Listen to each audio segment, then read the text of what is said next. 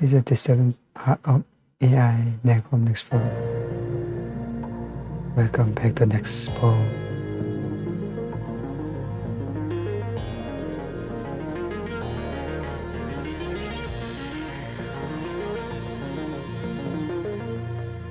There might be some disturbing images, so maybe I'll edit it out. We'll see.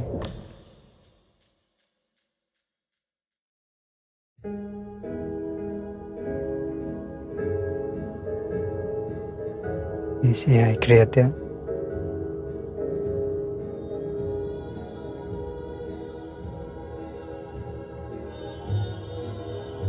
It's Tuesday night.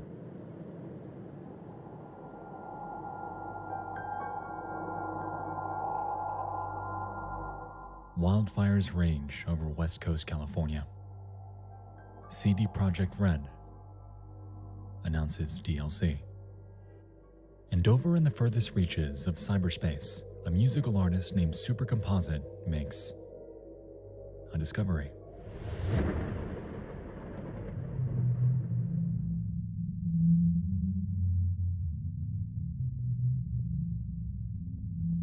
Experiments with AI-driven art made possible through inputting text prompts into machine learning systems like Stable Diffusion, DALL-E, and Midjourney. And like anything, at first, everything seems to be alright. Animals, It keeps getting landscapes, worse. trees, the human form. The potential of AI-driven art is endless. And so she decides to push the boundaries of what this system can do, and inputs the following. We've known each other many years, but this is the first time you ever came. Call pattern. The last name of Marlon Brando. A prompt that will surely test the absolute limits of the capability of artificial intelligence. Curiously, she enters a modifier, -1, also known as a negative prompt weight, which informs the AI that they're seeking a picture as conceptually far away from the prompt as possible. To be frank, it's an interesting thought experiment because it makes you wonder how exactly AI views the world and what it considers the opposite of everyday things to be. I mean, what do we consider the opposite of everyday things to be? If I asked you what the opposite of birds are, what would you say? I have no idea.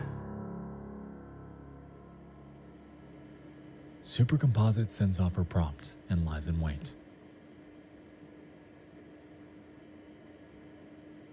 The minutes tick by without much concern until, finally,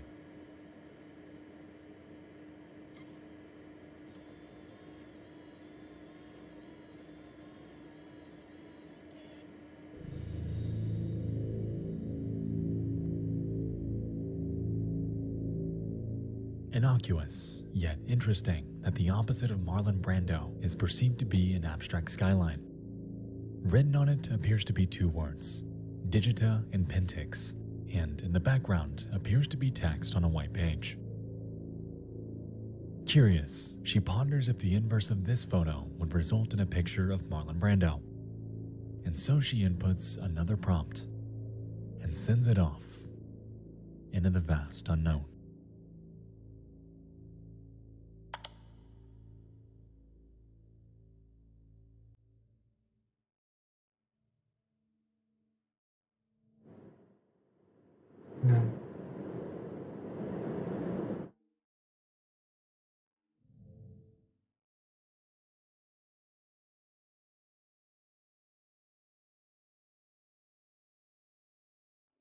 He's trying to figure out the opposite of Marlon Brando.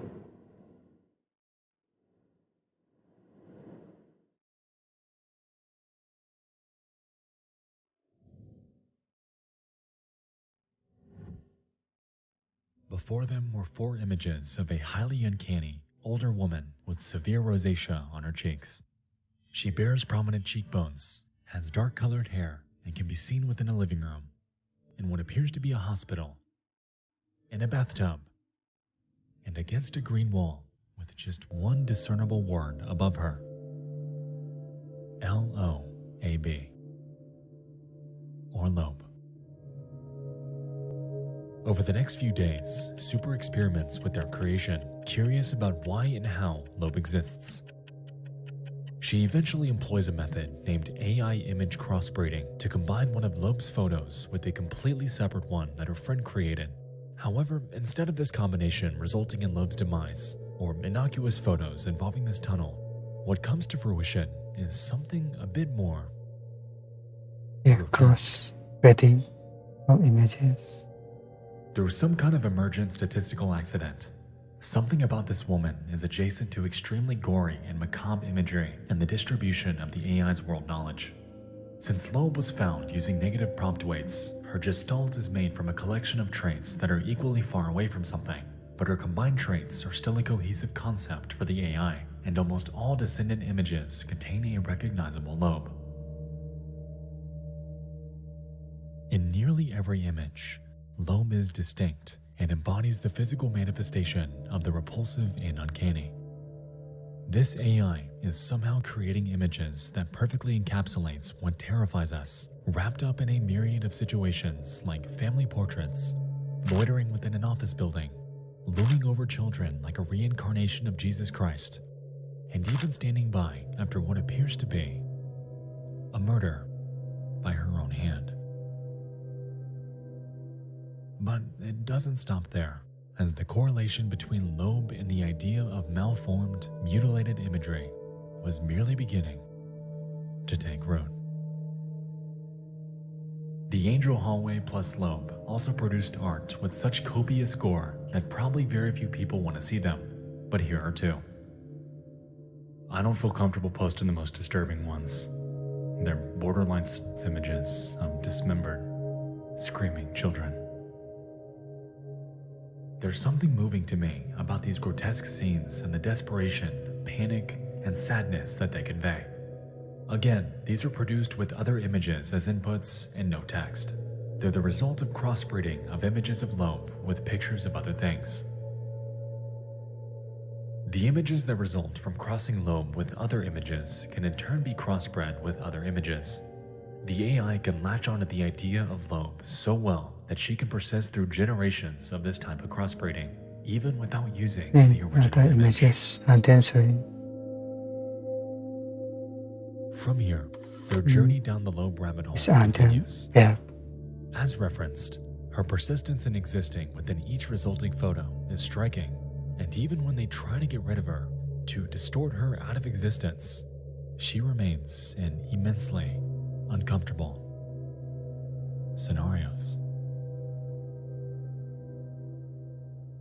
With a child clinging to the human form, locked in time as a clay statue, deformed by unknowable technology, lurking, watching from the dark, trapped within a Stephen Gamble canvas, painstakingly out of place, abandoned as a lifeless child, trapped in the deep blue, and frozen in eternal pain.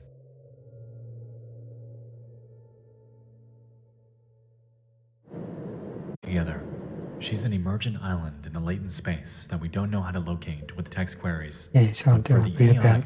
Loeb was an equally strong point of convergence as a verbal concept. The big lesson for me here with Loeb is that image prompting can essentially be used as your custom parameter to question the AI's form of thought. You can produce original styles and characters that you literally discover. Negative prompting can help you find emergent accidents, much like Loeb, too.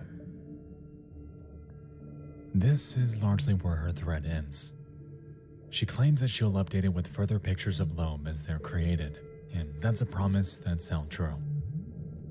To this day, they're still adding to it, and this thread in its entirety serves as an interesting dive down a surreal, uncanny, and dreamlike rabbit hole regarding this undisclosed AI art generator and its bizarre affixation with this one specific face.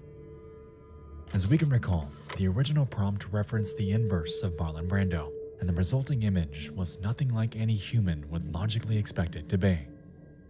it was an abstract skyline. So how did this come from this?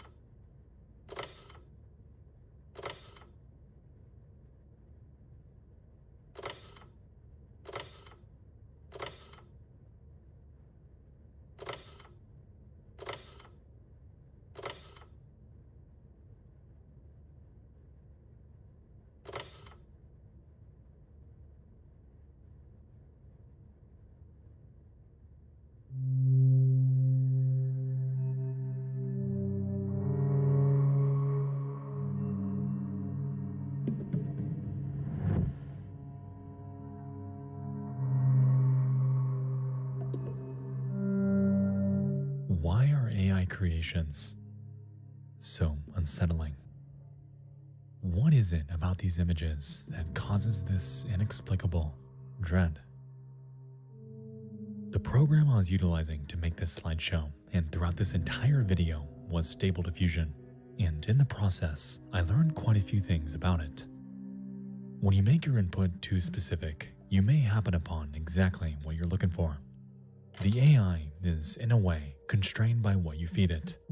However, if you take away the specifics in your prompt and really allow it to spread its wings and create something for you, well, that's when things get interesting.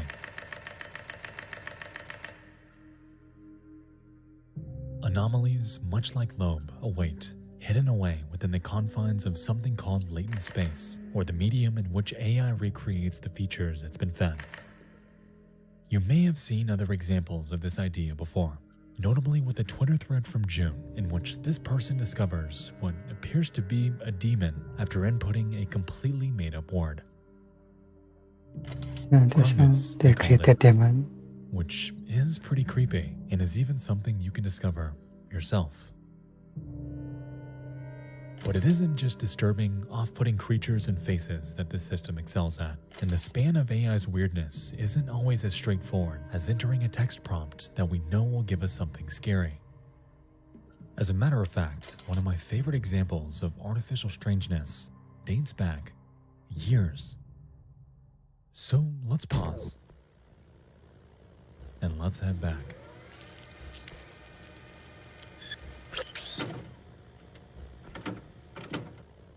The past tense.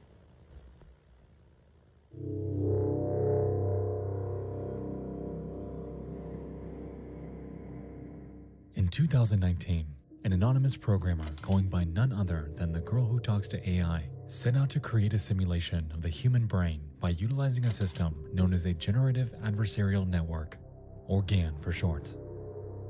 GANs essentially become trained through machine learning to take in millions of existing stimuli in order to recreate an idea. In this case, the system was tasked with creating a face, and after prowling through millions of existing photos, it spit out this one. The programmer, however, had a curious idea. Specifically, this. Since the AI's entire worldview is constrained by the sum of its inputs, what would happen if it were to slowly forget the very thing it was trained for? And so, with the AI's neurons visualized to the right, she shuts them off one by one until this face distorts into something completely unrecognizable.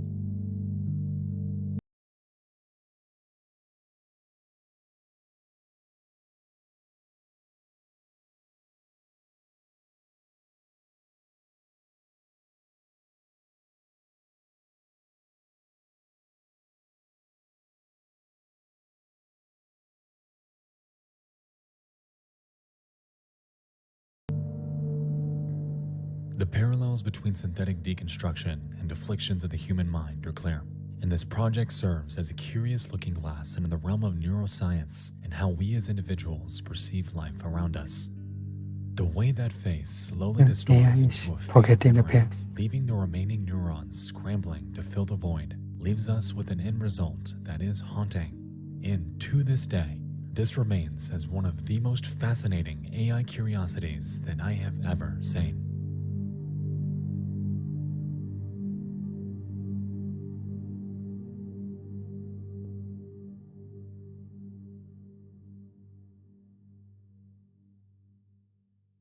Okay.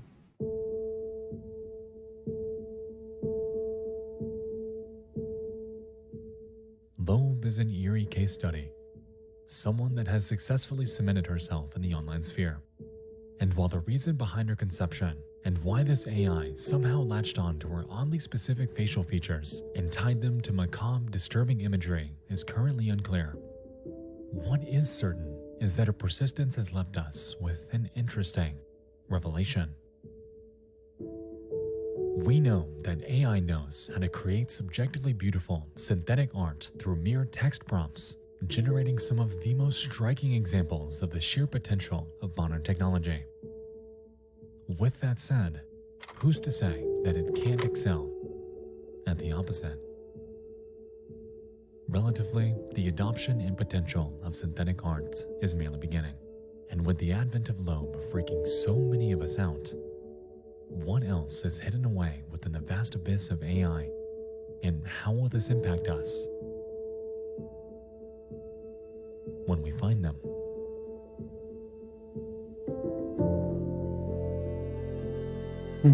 Xin chào Giang. Okay, let's go to the video. Yeah, I think I can show some of the images. Yeah, it's quite disturbing. These are video developed in this video.